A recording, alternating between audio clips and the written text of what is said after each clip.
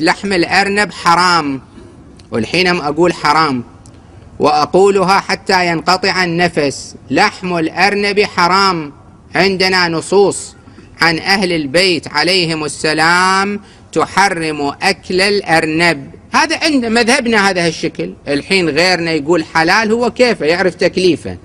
احنا عندنا روايات عن أئمة المسلمين، أئمة الخلائق أهل البيت عليهم السلام، روايات معتبرة تدل على حرمة لحم الأرنب، أكل لحم الأرنب.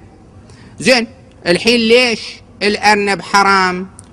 تعبد، دليل خاص ورد فيه وانتهى الأمر. تجي بعض التعليلات أحيانا أنه مسخ. هنا طيز أتحداك، لا هو عدل، أتحداك. نصير نفحص، نصير أي مستشفى نفحص.